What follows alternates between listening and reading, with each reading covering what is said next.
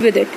Next is 31 subsection 4, which says that in case of continuous supply of goods where successive statement of accounts or successive payments are involved, the invoice shall be issued before or at the time such statement is issued or as the case may be each payment is received. अब इसमें क्या होता है कि हमारी continuous supply of goods हम जब करते हैं, किसी को सप्लायर को करते हैं, जिसमें सक्सेसिव मतलब हम सेल, ऐसा नहीं है कि हम एक एक पेमेंट कर रहे हैं, हम एकदम सारी सेल्स कर रहे हैं and then we paying in between we can pay. तो इसने बोला कि अगर कॉन्टिन्यूस सप्लाई ऑफ गुड्स होता है तो where the successive statement of accounts और सक्सेसिव पेमेंट्स आर इन्वॉल्व, मतलब जिसमें सक्सेसिव स्टेटमेंट्स हैं और पेमेंट भी बीच बीच में होती जा रही है या बाद में हो रही है, वट एवर भी, तो इस केस में जो इन्वॉइस इशूड होगा it will be before or at the time such statement is issued, और invoice shall be issued before at the time such statement is issued और एज द केस में भी ईच पेमेंट इज रिसीव्ड. उसके कोई भी आपकी कोई continuous good supply कर रहे हो तो उसके अगेंस्ट में आपको अगर वो एक कॉन्टिन्यूस स्टेटमेंट मिल गई है या उसमें से कोई एक पेमेंट मिल गई है, वो जिसमें से जो भी अर्लियर होगा will be the time of supply. This is 31 subsection 4. The next is 31 subsection 7, which states that notwithstanding anything contained in subsection 1, where the goods being sent or taken on approval for sale or return are removed before the supply takes place, the invoice shall be issued before at the time of 6 months from the date of removal, whichever is earlier. अब इसमें बोल रहा है कि कोई भी, मतलब ये ओवरराइड कर रहा है notwithstanding anything contained in subsection 1, ठीक है, ये इसको ओवरराइड कर रहा है. Where the goods being sent or taken on approval for sale or return, अगर कोई भी गुड्स जा रहे हैं अप्रूवल के बेसिस पे, मतलब अभी सेल नहीं हुए, जस्ट फॉर अप्रूवल जा रहे हैं, तो उसकी सप्लाई कब मानी जाएगी? It shall be issued before or at the time of supply और 6 months from the date of removal, supply से पहले. और अगर उसे 6 महीने हो चुके हैं अप्रूवल के लिए भेजे हुए, तो हम उसे मान लेंगे कि 6 महीने के बाद अगर अप्रूवल नहीं आया तो हम उसे मान लेंगे कि सप्लाई हो गई है. इन दोनों में से जो भी अर्लियर हो जाएगा हम उसे टाइम ऑफ सप्लाई मान लेंगे. ओके, और उसी टाइम पे इनवॉइस भी इशू होगा. या तो मतलब ठीक है ना, I think I am okay with it. At the time of supply और 6 months from the date of removal, इसमें से जो भी अर्लियर होएगा उस चीज़ को हम टाइम ऑफ सप्लाई मान लेंगे. अगर वो रिमूवल मतलब 6 months हो चुके हैं और कोई अप्रूवल नहीं आया तो हम उसे सप्लाई मान लेंगे. तो ठीक है, तो उस टाइम पे वो टाइम ऑफ सप्लाई हो जाएगा. Okay, so let's get start. I think this much I've shared in earlier video on attachment, and so in short I have explained all the things to you, and this is a today area which is section 12 subsection 3, which talks about the reverse charge. In case of suppliers in respect of which tax is paid or liable to be paid on reverse charge basis, the time of supply shall be earliest of the following dates. अब क्या होता है, मैंने first session में Teachmint में ऐसे say that कि कोई भी लॉ बनता है तो उसमें एक अकाउंटिंग लॉज के हिसाब से भी देखा जाता है कि वो कैसे होना चाहिए, एंड सप्लायर के पॉइंट ऑफ व्यू से भी देखा जाता है, क्योंकि एट लास्ट हमें सप्लायर से ही टैक्स कलेक्ट करना है, तो their point of view should be considered in that. So अब इसमें भी आप एक कॉमन सेंस लगाइएगा, मतलब आप इसे रटिए मत, जस्ट एक कॉमन सेंस से सोचिए. रिवर्स चार्ज है मतलब लाइबिलिटी किस पे अराइज होगी? The liability should be arise on the recipient, मतलब टैक्स जो है वो रिसिपिएंट पे करेगा. तो अब जो भी आपको सोचना है वो बायर के प्रोस्पेक्टिव से सोचना है, सप्लायर के प्रोस्पेक्टिव से नहीं. Okay, so in this the date of, अब इसमें आप पढ़िए क्या लिखा है, the time of supply shall be the earliest of the following dates, namely the date of receipt of goods or the date of payment as entered in the books of accounts of the recipient or the date on which the payment is debited in his bank account, whichever is earlier. Okay, और अब इसमें third criteria क्या है, the date immediately following 30 days, that is 31st day from the date of issue of invoice or any other document by whatever name called in lieu thereof by the supplier. तो इसमें 3 area है. Date of receipt of goods. ठीक है, हमने पढ़ा था कि section 16 if you can remember that which is of input tax credit, उसमें कंडीशन होती है आपकी सेक्शन 16 में कि जब आपके गुड्स रिसीव होंगे तब आप इनपुट ले सकते हैं। एंड रिवर्स चार्ज में ये होता है कि जब तक आप टैक्स पे नहीं करेंगे तब तक आप इनपुट अवेल नहीं कर सकते। तो इन्होंने ये क्राइटेरिया भी डाल दिया कि जब तक आप गुड्स रिसीव नहीं होंगे वो टाइम ऑफ सप्लाई नहीं मानेंगे उस टाइम पे। ठीक है, तो गुड्स के केसेस में this is only for goods, there is a separate area for the services which is in section 13 which we discuss it later. तो फर्स्ट हमारा क्या है, date of receipt of goods. First condition is this, the second is the date of payment is entered in the books of accounts of recipient और the date on which payment is debited is bank account. So it consider in this कि इसमें बोल रहा है कि जब उसने अपने बुक्स में रिसिपिएंट ने, ठीक है, मैंने बोला था आप रिसिपिएंट की पॉइंट ऑफ व्यू से देखिए, तो रिसिपिएंट ने जब अपने बुक्स में रिकॉर्ड कर लिया और the date on which the payment is debited, क्योंकि वो पेमेंट करेगा अपने तरफ की, रिसिपिएंट पे करेगा ना, तो विच एवर इज अर्लियर। और थर्ड है the date immediately following the 31st day from the date of issue of invoice।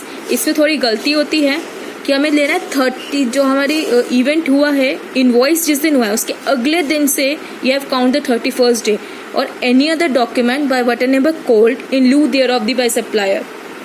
Issue of invoice के चैप्टर में आपको बहुत सारे डॉक्यूमेंट्स होते हैं जो इशू कर सकते हैं हम उसके अगेंस्ट में, और भी डॉक्यूमेंट्स होते हैं जिससे हम ये कंसीडर कर सकते हैं, वो आपके लेटर चैप्टर्स में है। सो जो अभी यहाँ तक कवर है मैं वही डिस्कस कर रही हूँ। So there are the 3 dates you need to consider in case of to recognise the time of supply in case of reverse charge basis. So what is the first is the date of receipt of goods, second is the date of payment is entered in books of accounts or the date on which payment is debited in the bank whichever is earlier। so इसमें देखिए 2 चीजें हैं, अगर आपको ये दोनों दे दी तो आपको उसमें से पहले लेना पड़ेगा, then you compare with the rest। okay, so ये 3 कंडीशन आपको कंसीडर करनी है कब, रिवर्स चार्ज के टाइम पे। ठीक है, अगर हमें लिखा है कि अब ये एक पूरा सेक्शन में आपको ये क्रक्स में दे रखा है, आपको दिख रहा होगा, provided that it is not possible to determine the time of supply under clause A, B or C, the time of supply shall be the date of entry in the books of account of the recipient of entry। अगर हमारे को नहीं दे रखा कि payment में कब debit हुआ in case of reverse charge और in case of supplier case which we have read in section 12(2) कि इन सप्लायर केस की पेमेंट है कब क्रेडिट हुआ है, तो उन देश में अगर पेमेंट नहीं दे रखा है और हम डिटरमाइन भी नहीं कर सकते, हमें कोई भी बेसिस नहीं दे रखा है कि हम टाइम ऑफ सप्लाई कब होगा, अगर इन दोनों में, इन तीनों में टाइम ऑफ सप्लाई कब होगा, तो हमें क्या लेना है, it with the books of entry of recipient of supply. ठीक है, जो भी सप्लाई की रिसिपिएंट में होगा वो कंसीडर करेंगे। ठीक है, it will be the date of entry in the books of accounts of the recipient of supply. So next section is 12 subsection 4 which states about the in case of supply of vouchers by the supplier, the time of supply shall be the date of issue of voucher if the supply is identifiable at that point or the date of redemption of voucher in all other cases।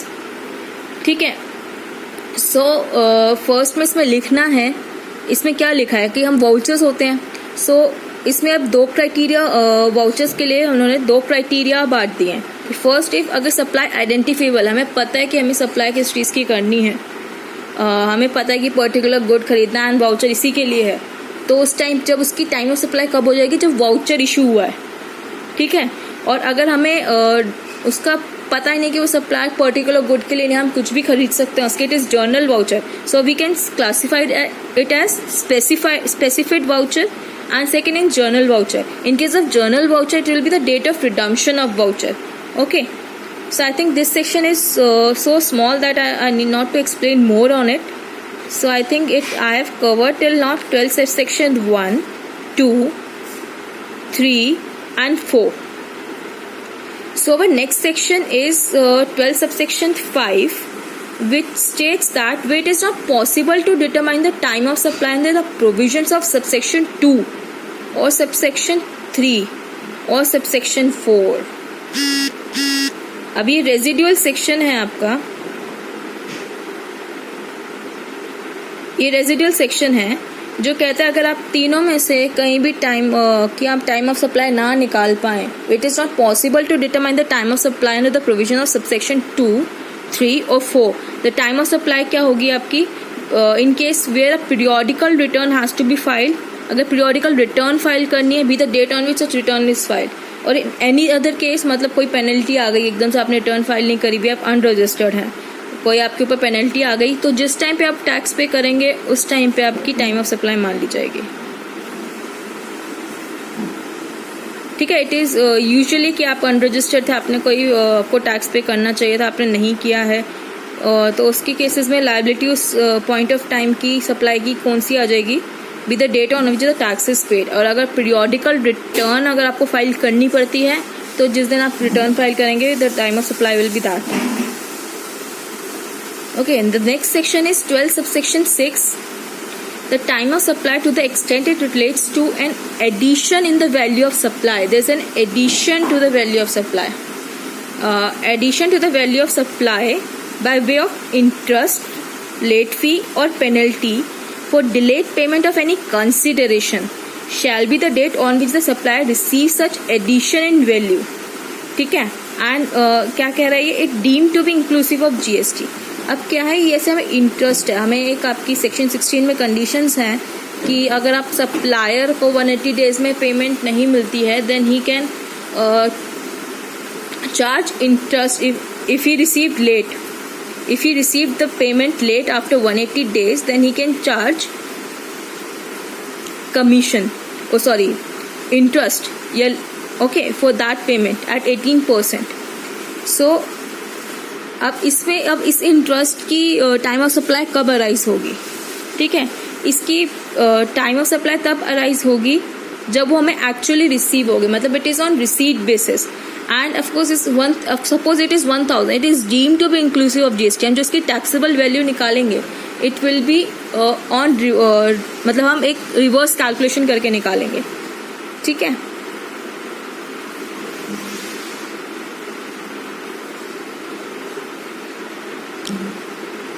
सो अब इसमें आई think I M completed with section 12 which is the target of today, and section 12 must be read with section 31 which prescribes in detail the date on which tax invoice for the supply of goods must be issued in various situations. Okay, so this is saying that 12 subsection is already talks about the time of supply of goods and time of supply of goods and which also considers section 31.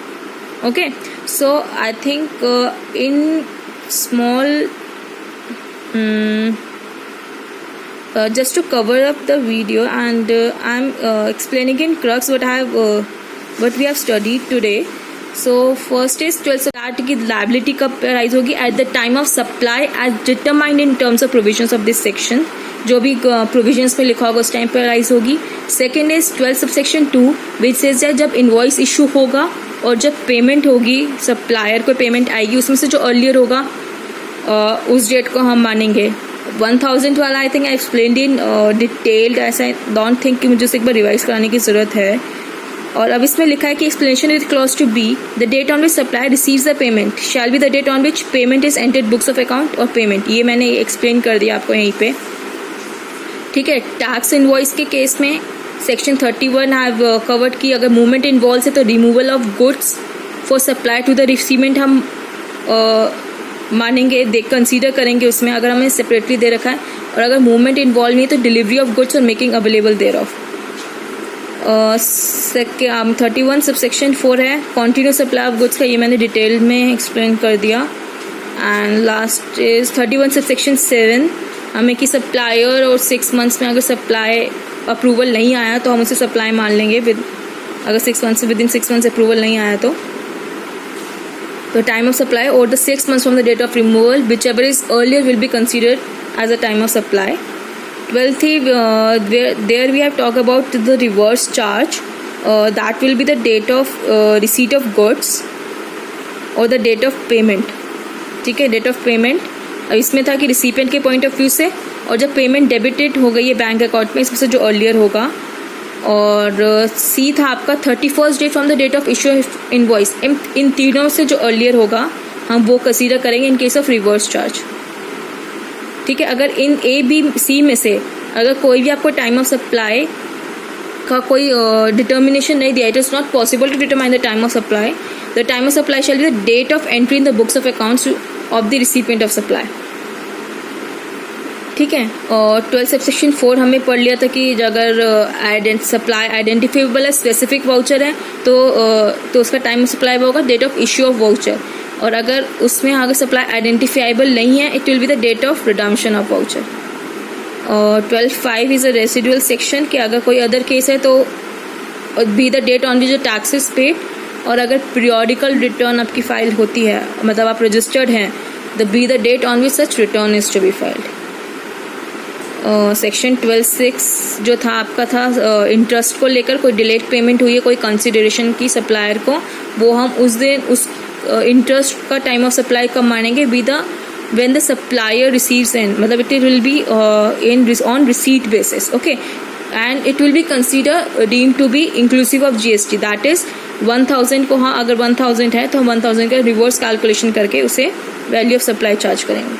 ठीक है, सो अगर हमने जो sections पढ़े हम इसके साथ एक 2-3 क्वेश्चंस मैं रिलेट कर लेती हूँ जिससे आपको और भी अंडरस्टूड हो।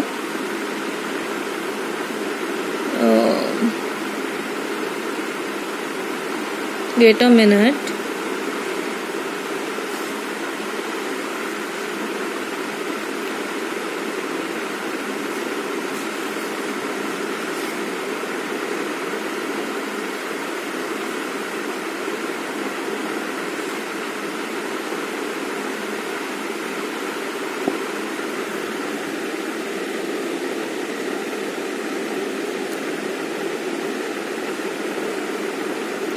See, here it is a time and value of supply. Here we are in study note number 3. We are 3 chapters over it.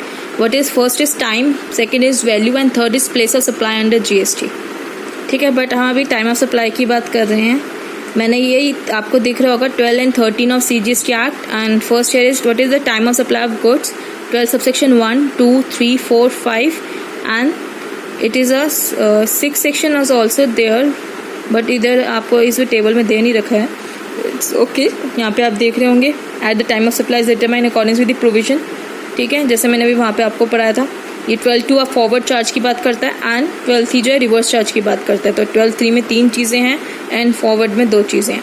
The time of supply in case of supply of vouchers, अगर specific voucher है तो date of issue of invoice, the date of issue of voucher, और अगर journal voucher है तो वो redemption जब होगा तब लेंगे। इट इज़ रेजिडुअली केस, अगर आप रजिस्टर्ड हैं तो आप पीरियोडिकल रिटर्न जब फाइल करेंगे, अगर कोई और अदर केस है आप अनरजिस्टर्ड केस में कोई लायबिलिटी पे ऑफ कर रहे हैं तो जब आप वो टैक्स पे करेंगे तब आपकी टाइम ऑफ सप्लाई मानी जाएगी।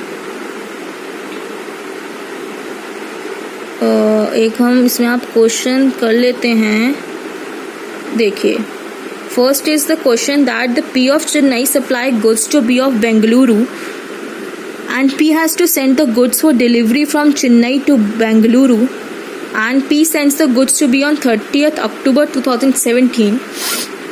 The turnover of P in the previous year was 2 crore, and find the time of supply in the following different scenarios. ठीक है, अब आप देखिए, रिमूवल ऑफ गुड्स है 30th को, डेट ऑफ इशू है 30th को, last date for issue of invoice है, टैक्स इनवॉइस है 30th को। ठीक है, 30th को, and date on which the payment is entered in books of accounts. अब देखो ये अलग अलग दे दिया आपको। The date on which payment is credit in bank account, ये अलग दे दिया। अब देखिए इसमें तीनों डेट सेम है तो इसमें अर्लियर की कोई बात नहीं है, तो हम लास्ट डेट हम जब भी इशू हुआ है इनवॉइस वो ले लेंगे। ठीक है, और डेट ऑफ इशू इनवॉइस तो पर्टिकुलरली अगर कंडीशन तीनों में अलग अलग होती तो हम इसमें अर्लियर देखते, बट तीनों सेम है तो हम पहले से date of issue of invoice हमें जो दे रखी है हम वही कंसीडर कर लेंगे। और रिमूवल भी हमें 30th अक्टूबर ही है। अगर मूवमेंट इन्वॉल्व भी है, send goods for delivery from Chennai to Bengaluru, movement involve है ना, तो हम इन दोनों में से अर्लियर देख लेंगे। और लास्ट डेट भी हमारे पास 30th अक्टूबर ही है। ठीक है, तो that is the same in both the case, but इसमें हम दोनों में पहले अर्लियर देखेंगे, 31st and 1st November, 31st, and then we compared it with 30th October and 31st October. So the time of supply will be earlier of both these, so it is the 30th October. तो date of issue of invoice के हिसाब से हमने criteria ले लिया कि हम time of supply वो कंसीडर होगी। अब इसमें देखिए कि तीनों की डेट यहाँ पे है, इन दोनों में से पहले आप ले लीजिए, इन तीनों में से आप फर्स्ट आके कि 30 अक्टूबर, और इन दोनों में से जो अर्लियर होगी 31 अक्टूबर। अब इन दोनों में से जो अर्लियर होगी वो होगी 30 अक्टूबर। ओके, अब थर्ड केस है आपका 30 अक्टूबर, 28 अक्टूबर, 30 अक्टूबर। यहाँ पे है 27th, 26th। तो पेमेंट एंटर को वही, बैंक में क्रेडिट को वही, इन दोनों में से पहले लीजिए विच इज़ 26 अक्टूबर। ठीक है, और ये तो सारी बाद में ही है, तो इन दोनों में से जब हम कंपेयर करेंगे तो 26 अक्टूबर भी हमारी टाइम ऑफ सप्लाई आएगी। I think it is clear. ये सेक्शन 12 का आपका बेसिकली सेक्शन 31 से भी रिलेट हो गया। 12 sub section 1 is nothing but main the section 12 sub section 2। सो एक क्वेश्चन मैं 12 सब सेक्शन 3 पे ले लेती हूँ।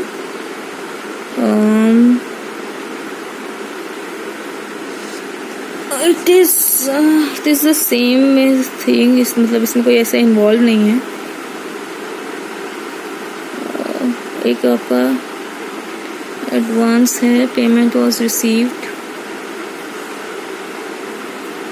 रिवर्स चार्ज देख लेते हैं एक बार। नहीं,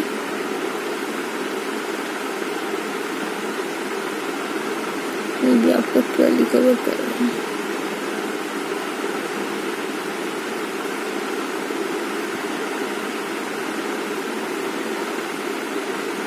देखिए मैं एडवांस वाला पॉइंट भी एक बार कर लेते हैं, आ गया है तो। Exxon company being a trader receives an advance of 2500 on 29/11/70 for goods worth ₹10,000।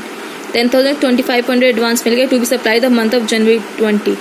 तो हम इसमें टाइम ऑफ सप्लाई निकालना है।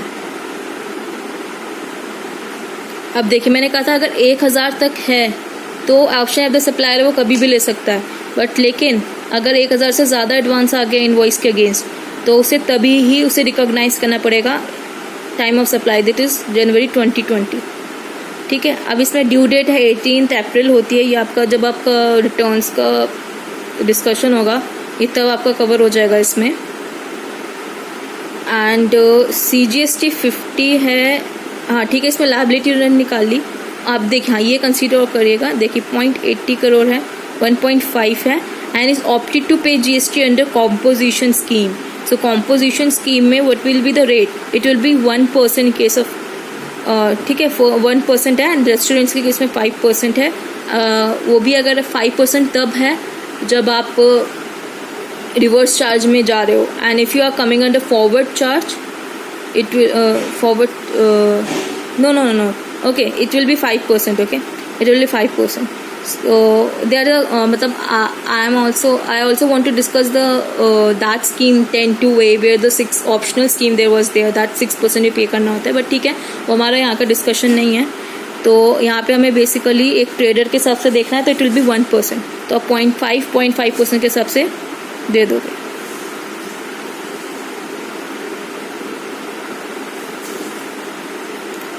ठीक है, आई think I covered with this. Collects the goods, ये पूरा आपका हो चुका है, इसमें तो कोई इशू नहीं है। सेक्शन 12 ही कवर है ये। मुझे एक बार एक रिवर्स चार्ज वाला आपका ट्रांजैक्शन लेना है, ये एडवांस है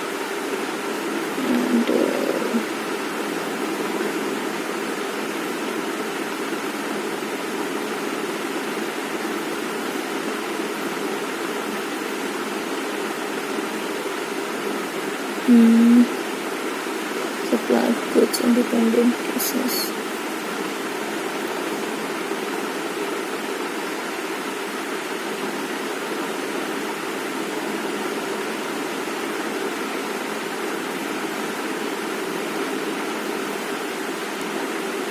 देखिए अभी आई थिंक ये रिवर्स चार्ज है आपका।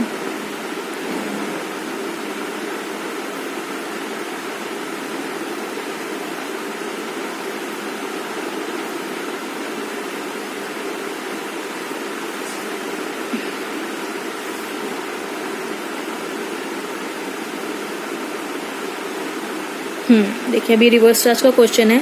Mister A are registered person received goods from mister B an unregistered dealer. ठीक है, तो मिस्टर बी जो सप्लायर है वो अनरजिस्टर्ड है, तो जो लायबिलिटी जाएगी रजिस्टर्ड पे जाएगी। ठीक है, and mister B issues invoice on 1 July. तो find the time of supply of goods in following independent cases. A receive goods on 15th July ठीक है।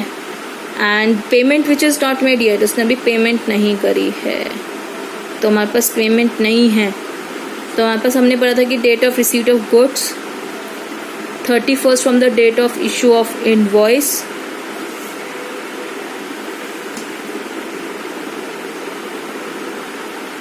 ठीक है, from the date of invoice.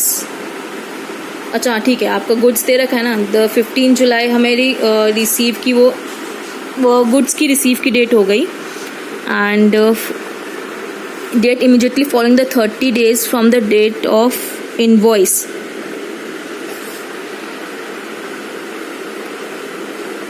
ठीक है, और पेमेंट हमें नहीं मिली है। तो टाइम ऑफ सप्लाई हम क्या ले लेंगे, रिसीट ऑफ गुड्स, और इनवॉइस की हम 38 days से ले लेंगे। इट विल बी 31st जुलाई, क्योंकि यहाँ पे लिखा था आपको इनवॉइस का भी इशू है 1 जुलाई से, इससे 31st डे आपको नेक्स्ट डे से लेना है। It will be 31st July will be the date in this case.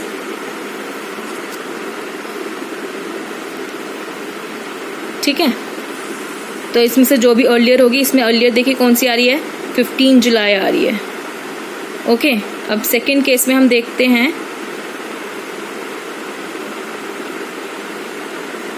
Time of supply of goods, receipt of goods 3 अगस्त है, रिसीट ऑफ गुड्स 4 अगस्त है, 38 days 1 जुलाई से 31 जुलाई है। इन तीनों में से जो भी अर्लियर होगी वो लेंगे। It will be the 31st July. I think I am okay with it.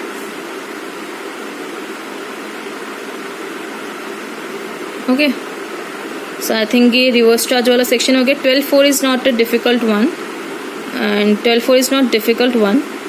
आपको रिडम्पशन देखना है, उस केस में आई थिंक मुझे लगता है इसमें क्वेश्चन कराने की ज़रूरत है मुझे। And if any doubt you can contact me over my mail gyanvidurvashi@gmail.com। You can contact me over that.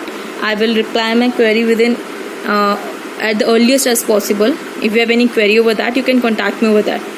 Okay, so thank you, and I hope you like the video and hope to see you further.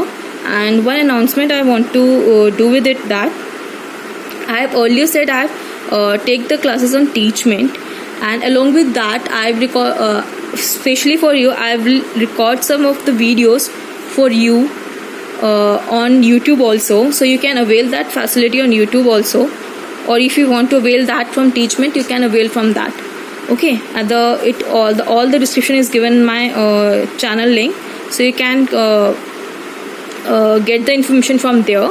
So thank you, and I will try to connect you at the earliest as possible, and I hope you like the revision videos, so kindly give the review, and thank you.